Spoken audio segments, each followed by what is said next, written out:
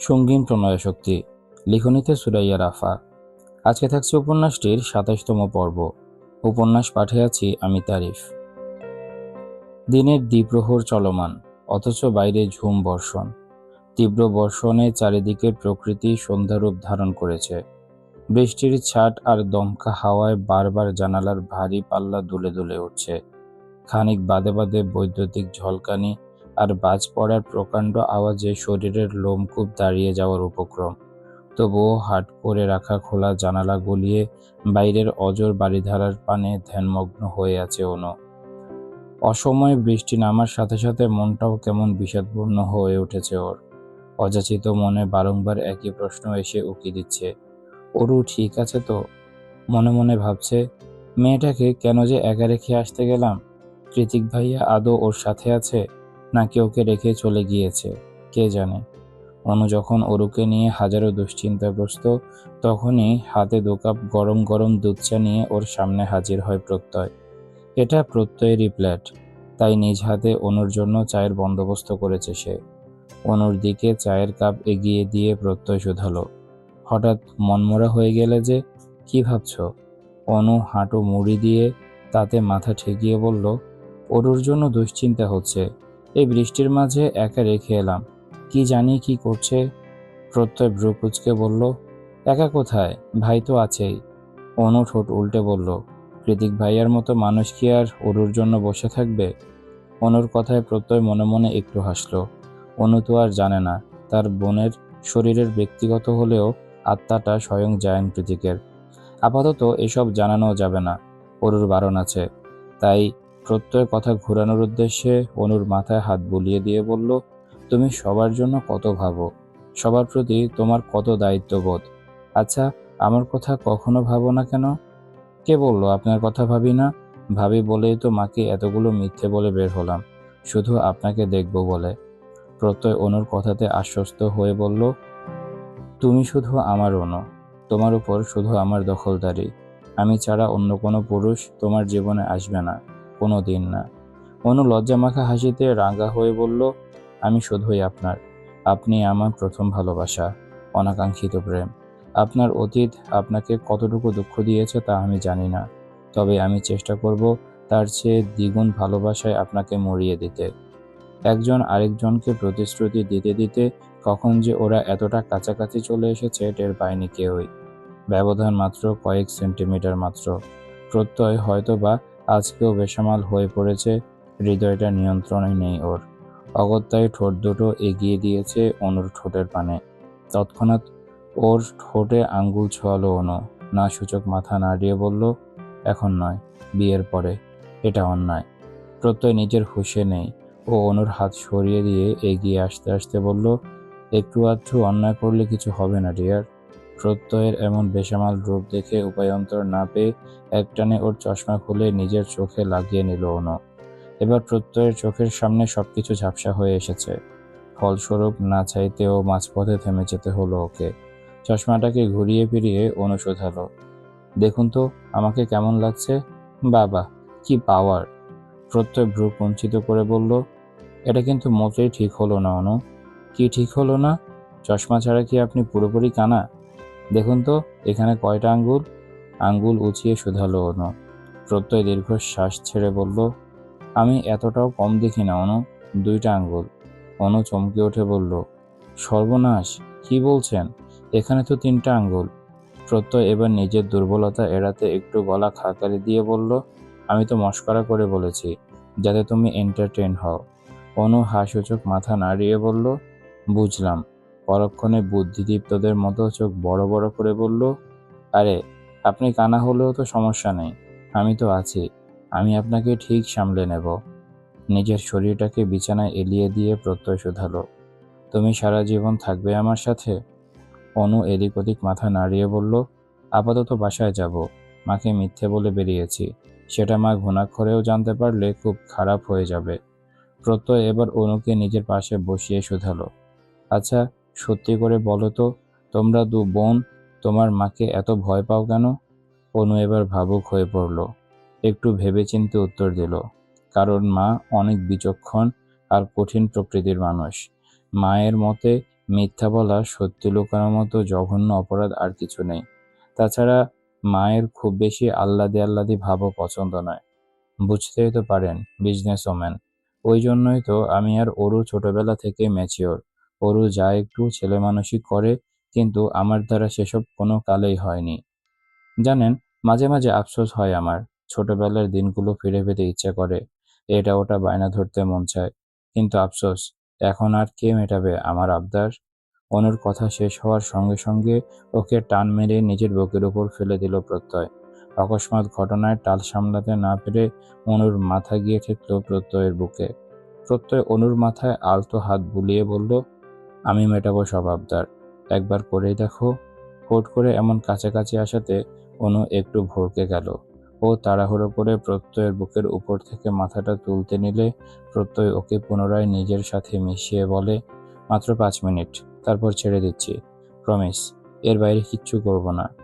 প্রত্যয়ের কথায় আশ্বস্ত হয়ে অনু এবার শরীরের সবটুকু ভার ওর উপর ছেড়ে দিয়ে চোখ দুটো বন্ধ করে নিল পরম আবেশে। বৃষ্টি মাথায় নিয়ে অনেকটা তাড়াহুড়ো করে বাসায় ফিরেছে ওর দুবোন। এবার শুধু চুপি চুপি রুমে ঢুকে যাওয়ার পালা, তাহলে ঝামেলা শেষ। কিন্তু বসার ঘর পেরিয়ে রুমের দিকে পা বাড়াতেই পেছন থেকে আজমেরি শেখের গমগমে আওয়াজ ভেসে এলো কর্ণকুহরে। কোথায় গিয়েছিলে? ফিরতে সন্ধ্যা হলো কেন? অরু মুখ কাঁচুমাচু করে অনুর দিকে অসহায় দৃষ্টি নিক্ষেপ করলে অনু ঘুরে দাঁড়িয়ে বলে, ইয়ে মা, বাজার করতে গিয়েছিলাম সুপার শপে। তোমাকে না বলে গেলাম অনেক কিছু কেনার আছে? মিথ্যে কেন বলছো? বাজার তো সে কখন নিয়ে এসেছে রাজ। অরু একটু আগ বাড়িয়ে বলল, আসলে মা, আজকে ব্ল্যাক ফ্রাইডে তো সব কিছুতে ডিসকাউন্ট চলছিল, তাই আমরা দুবোন একটু লেডিস সেকশনে গিয়েছিলাম, ওই জন্যই দেরি হয়ে গেল। আজমেরি সে ভ্রু কুঁচকে বলল, এত দেরি করে ফিরলে তা কিছু কেননি কেন? অনু বলল, পছন্দ হয়নি মা। পছন্দ হয়নি নাকি টাকার জন্য কেনার সাহস করনি? তোমাদের আমি খুব ভালো করে চিনি। মনে রেখো, জেকে গ্রুপের 30% শেয়ার আমার নামে। তোমাদের প্রয়াত আঙ্কেল খুশি হয়ে আমাকে লিখে দিয়ে গেছেন। সেই হিসেবে তোমরাও তার মালিক। তাহলে কিসের এত টাকার চিন্তা তোমাদের? ওরও এবার কিছু বুঝে না পেলে বলল, বাকি 70% তাহলে কার মা? অনু ওকে কোনোই দিয়ে গুঁতো মেরে থামিয়ে বলল, চুপ কর। আজমেরি শেখ সর্বদাই সুস্পষ্টবাদী, তাই তিনি সহসা উত্তর দিলেন, জায়ান প্রীতিকের। অতঃপর মনে মনে বললেন, কিন্তু ছেলেটার খুব বেশি আত্ম অহংকার। শুধুমাত্র আমি চেয়ারম্যান বলে কোম্পানির ধারে কাছেও ঘেঁষে না সে। এবার আমিও দেখতে চাই নিজের এত বড় সাম্রাজ্য ঠিক কতদিন হাতছাড়া করে রাখতে পারে জায়ান প্রীতিক চৌধুরী। মায়ের অগ্নিমূর্তির তরলে পরিণত হতেই অনু দু বোন একসাথে রুমে ঢুকে গেল। ওরু একবার ভিজেছে, শরীরটাও কেমন কুটকুট করছে, তাই রুমে ঢোকার সঙ্গে সঙ্গে ওরু চলে গেল শাওয়ার নিতে। একটু পরে শাওয়ার নিয়ে চুল মুছতে মুছতে বেরোতেই পিলে চমকে উঠল ওর। দেখল অনু একটা ছেকের পাতা নিয়ে নাড়াচাড়া করছে, যেটা থাইল্যান্ড বসে কৃতিক দিয়েছিল ওরুকে বিয়ের মোহরানা স্বরূপ। কিন্তু সেটা নিয়ে আপা কি করছে? ধরা পড়ে যাওয়ার ভয়ে অরু দ্রুত এগিয়ে গিয়ে চেকের পাতাটা ছো মেরে নিয়ে সেটাকে ড্রয়ারে রাখতে রাখতে বলল, এটা দিয়ে কি করছিস তুই? অনু ঠোঁট উল্টে বলল, তোর জামা কাপড় গোছাতে গিয়ে আলমারিতে পেলাম, ঋতিক ভাইয়ের নাম মনে হলো। উনি তোকে চেক কেন দিয়েছে? অরু জিভ দিয়ে ঠোঁট ভিজিয়ে বলল, আরে, ভার্সিটির সেমিস্টার ফি দিয়েছিলেন, কিন্তু আমি বোকার মতো সেটা ঘরে তুলে রেখেছি, জমা দিতে ভুলে গিয়েছিলাম। অরুর কথা পুরোপুরি বিশ্বাসযোগ্য হলো না অনুর, কারণ চেকের অ্যামাউন্ট বেশ বড় ছিল। তবে ও পুনরায় কিছু জিজ্ঞেস করার সুযোগও পেল না। তার আগেই চোখ গিয়ে ঠেকল অরুর ঘাড়ের কাছে রক্তিম হয়ে যাওয়া কালচে বেগুনি দাগের উপর। দেখে মনে হচ্ছে কেউ বাইট করেছে। অনু সহসা এগিয়ে গিয়ে অরুর গলায় হাত দিয়ে উদ্বিগ্ন হয়ে বলল, গলায় কি হয়েছে তোর? কে কামড় দিয়েছে? অনুর কথায় অরু দ্রুত গিয়ে আয়নার সামনে দাঁড়ালো। দেখল গলার আর ঘাড়ের মাঝ বরাবর ছোপ ছোপ কালচে দাগ। তৎক্ষণাৎ মনে পড়ে গেল দাগগুলোর আসল উৎস, বিকেলের সে বেসামাল অনুভূতি, কৃতিকের ঘোর লাগা চাহনি, আর তারপর হুট করেই অনেকটা কাছাকাছি আসা। এখন সেসব মনে পড়তে কান দুটো কেমন গরম হয়ে উঠেছে অরুর। কি হলো, কিছু বল। কি করে ব্যথা পেয়েছিস? অনুর কথায় অরু থতমত খেয়ে বলল, কি বলছো আপা? তখন অনেক বৃষ্টি হলো না, সেই বৃষ্টির মাঝে একটা বড়সড় পোকা কোথা থেকে উড়ে এসে কামড় বসিয়ে দিল। আমি টের পাইনি, এখন দেখছি এমন লাল বর্ণ হয়ে আছে। অনু অরুর গলায় হাত বুলিয়ে অসহায় সুরে বলল, কি পোকা কামড়ালো বলতো? পাছে না আবার ইনফেকশন হয়ে যায়। আয় তো, একটু মলম লাগিয়ে দেই। অরু হ্যাঁ না কিছুই বলতে পারল না। চুপচাপ বসে বসে দেখতে লাগলো। তার আপা তার স্বামীর তৈরি করা প্রথম ভালোবাসার চিহ্নতে কি সুন্দর করে মলম লাগিয়ে দিচ্ছে। ব্যস্ততম দিনকে হটিয়ে সন্ধ্যা নেমেছে সমগ্র ধরণী জুড়ে। সারা বিকেল ঝুম বর্ষণের ফলস্বরূপ এখন ইকো পার্কটা পুরোপুরি খালি পড়ে আছে। আশেপাশে মানুষজন তো দূরে থাক, একটা কাকপক্ষীও নজরে আসছে না। ইকো পার্কের সরু রাস্তায় ম্যাপল পাতার ছড়াছড়ি। তকতকে সুন্দর সারি সারি বেঞ্চিগুলো ভিজে চুপচুপে হয়ে আছে বৃষ্টির পানিতে। সন্ধ্যাবেলা একটুখানি একা একা হাঁটবে বলেই ঝিরিঝিরি বৃষ্টির মাঝে ট্র্যাক স্যুট পরে বের হয়েছে এলিসা। সাথে আর কেউ নেই। ওর অবশ্য একটা থাকতে ভালোই লাগে। ওই জন্যই তো এই নির্জন ইকো পার্কে হাঁটতে আসা। কিন্তু হাঁটতে হাঁটতে কিছু দূর যেতে ঘটল বিপত্তি। চোখের সামনে দৃশ্যমান হলো এক সুপরিচিত মুখ। ছাতা হাতে দাঁড়িয়ে একটা অল্প বয়স্কা মেয়ের সাথে কি যেন কথায় মশগুল হয়ে আছে অর্ণব। কিন্তু এমন নির্জন নিরিবিলি পরিবেশে কি এমন গুরুত্বপূর্ণ কথা বলছে ওরা দুজন? আর মেয়েটাই বা কে? ভাবনায় পড়ে গেল এলিসা। ওদিকে অর্ণব কথা বলায় এতটাই ব্যস্ত যে ওর পেছনে এসে কখন থেকে এলিসা দাঁড়িয়ে আছে ও সেটা টেরই পায়নি। এলিসা বরাবরই অর্ণবের কাছ থেকে সবচেয়ে বেশি গুরুত্ব পেয়ে অভ্যস্ত। তাই হঠাৎ এমন অগ্রাহ্য ব্যাপারটা সহ্য হলো না ওর। উল্টে বিরক্ত লাগতে শুরু করলো প্রচণ্ড রকম। এলিসা কিছু একটা ভেবে এগিয়ে এসে পেছনের দিক থেকেই অর্ণবের বাহুতে জোরে জোরে হাত দিয়ে টোকা দিল। অর্ণব পেছনে ঘুরে আচমকা এলিসাকে দেখে অবাক হয়ে বলল, এলিসা, তুই এখানে? পরক্ষণে সামনের মেয়েটার দিকে এক নজর পরখ করে এলিসাকে নিয়ে একটু দূরে গিয়ে দাঁড়িয়ে অর্ণব শুধালো, তুই এখানে কি করছিস একা একা? অর্ণবের কথায় বিন্দুমাত্র তোয়াক্কা না করে এলিসা বিরক্তি নিয়ে বলল, মেয়েটা কে অর্ণব? অর্ণব পিছনে ঘুরে মেয়েটাকে এক নজর পরখ করে চোখ ঘুরিয়ে এলিসার দিকে তাকিয়ে বলল, আছে, বলা যাবে না। সঙ্গে সঙ্গে অর্ণবের কলার খামচে ধরল এলিসা। দাঁতে দাঁত চেপে বলল, তুই আমার সাথে মজা করছিস? এলিসার এই হঠাৎ রেগে যাওয়াটা অর্ণবের ভালোই লাগলো। ও এলিসার রাগে আরেকটু ঘি ঢেলে দিয়ে বলল, মজা কেন করব? সব সিক্রেট কি আর সবাইকে বলা যায়? প্রাইভেসি বলেও তো একটা ব্যাপার আছে। এত বড় মেয়ে হয়েছিস, বুঝিস না সেটা? মেয়েটা কে অর্ণব? অর্ণব ভাবেলাসহীন হয়ে বলল, হবে, আমার লাইফের ইম্পর্ট্যান্ট কেউ। তুই এত রিয়েক্ট কেন করছিস? এলিসা এবার অর্ণবের কলার ছেড়ে দিয়ে বলল, খুব ইম্পর্ট্যান্ট কেউ, তাই না? হ্যাঁ, খুবই ইম্পর্ট্যান্ট। অর্ণব কথাটা বলেছে ঠিকই, কিন্তু এর পরবর্তীতে এলিসার এমন পদক্ষেপ মোটেও কল্পনা করেনিও। অর্ণব দেখল রাস্তার পাশ থেকে একটা বড় সড়ো ইটের টুকরো কুড়িয়ে নিয়ে রেগেমেগে মেয়েটার দিকে এগিয়ে যাচ্ছে এলিসা। এলিসার এমন রণমূর্তি দেখে অজ্ঞাত মেয়েটা নিজেও ভয় পেয়ে গিয়েছে। এই পাগলির হাতে নিজের গায়ে আঘাতপ্রাপ্ত হওয়ার আগে আঁতকে উঠে সহসা চোট লাগালো মেয়েটা। এলিসাও দমে যাওয়ার পাত্রী নয়। ও নিজেও সমানতালে ছুটতে লাগলো মেয়েটার পিছু পিছু। এদিকে সকল ঝামেলার উৎস বেচারা অর্ণব কিছু বুঝে ওঠার আগেই এলিসা মেয়েটাকে তাড়া করে হাঁপানি রোগী বানিয়ে ছেড়েছে। এবার অর্ণবও আর দাঁড়িয়ে থাকলো না। ছুটে গিয়ে দু হাতে চেপে ধরলো এলিসার বাঁকানো কোমর। এলিসা বাজিয়ে উঠে বলল, ছাড় আমাকে তুই। ইম্পর্ট্যান্ট মানুষ হওয়া দেখাচ্ছি ওকে আমি। বজ্জাত মেয়ে অন্যের জিনিসে নজর দেয়।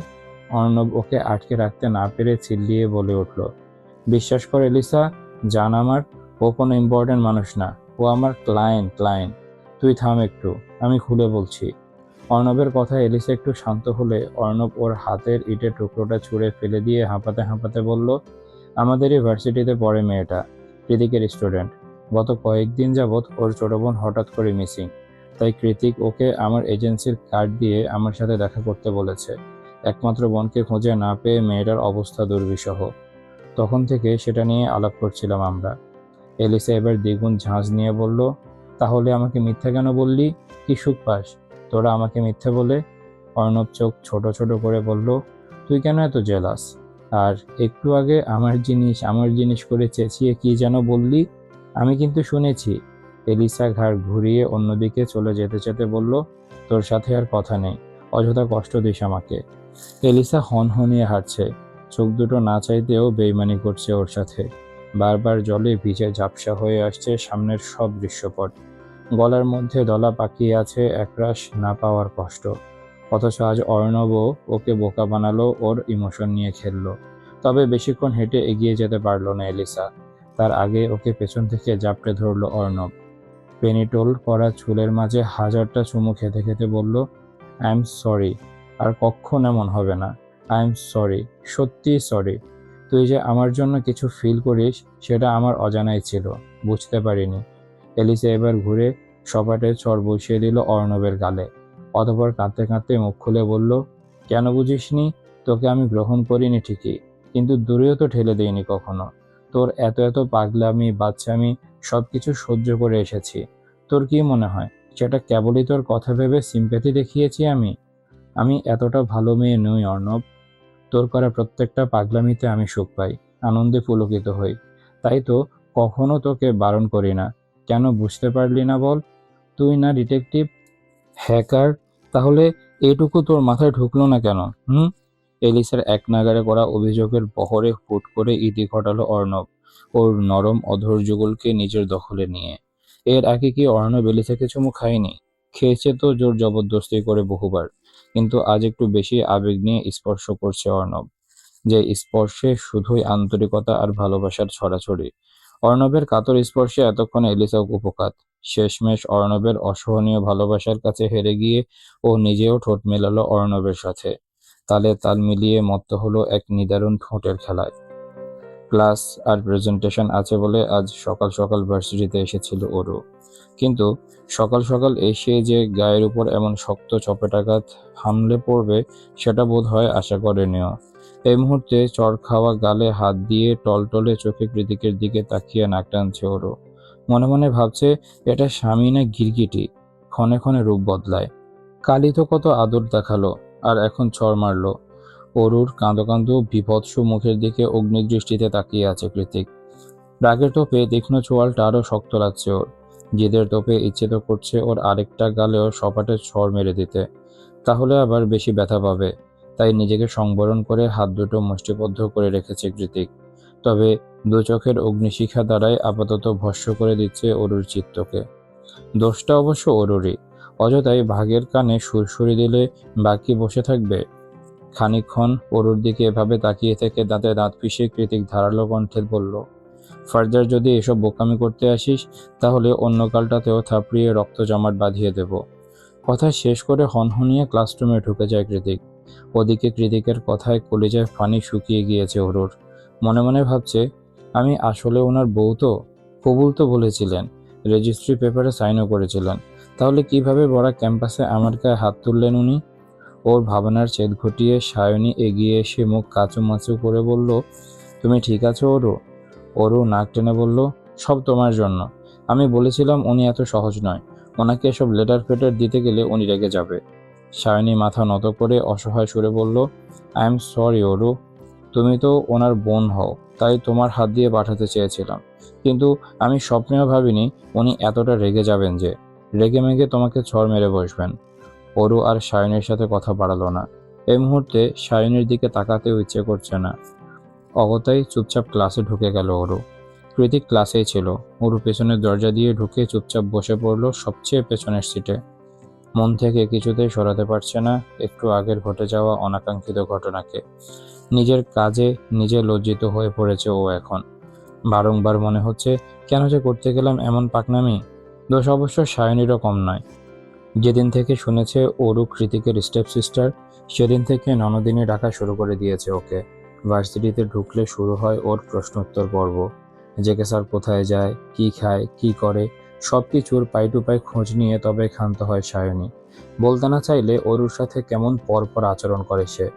উপায়ন্তর না পেয়ে একমাত্র বাঙালি বান্ধবীর মন রক্ষার জন্য অরুও সবকিছুর চাপচাপ স্পষ্ট জবাব দেয়। কিন্তু আজকে সায়নী একটু বেশি করে ফেলেছে। অরুর হাতে রঙিন খামের মোড়কে বাঁধা চিঠি ধরিয়ে দিয়ে বলেছে কৃতিককে দিয়ে আসতে। বলেছে তো বলেছে, একেবারে ঠেলে কৃতিকের সামনে পাঠিয়ে দিয়েছে। গতকাল কৃতিকের নরম নরম রূপ দেখে অরু ভেবেছিল একটা চিঠিই তো, কি আর বলবে কৃতিক, দিয়ে দিলে তো কাহিনী খতম, ওদিকে বান্ধবীর মন রক্ষাও হয়ে যাবে। কিন্তু কে জানতো কালকে কৃতিক আর আজকের কৃতিকের মাঝে এমন দিন রাত ফারাক। তাহলে কি অরু নিজের মান সম্মান খোয়ানোর মতো এত বড় ভুলটা করতো? জীবনেও না। Mrs JK, focus.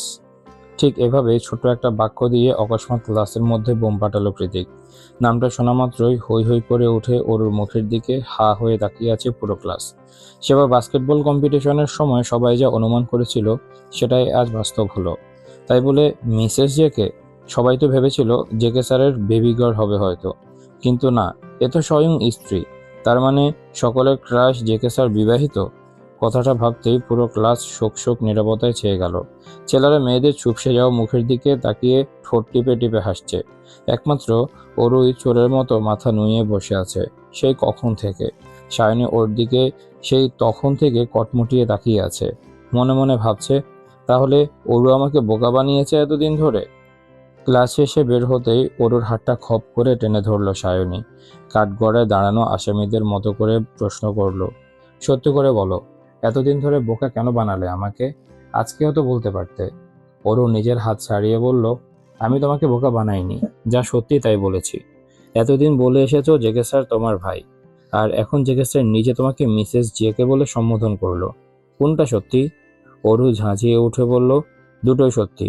উনি আগে আমার স্টেপ ব্রাদার ছিলেন, আর এখন স্বামী। সায়নী তেতে উঠে বলল, are you kidding me? Step brother কি করে স্বামী হলো? No, I am not. আর কি করে স্বামী হলো সেটা বরং তোমার জেকে স্যারকে জিজ্ঞেস করো।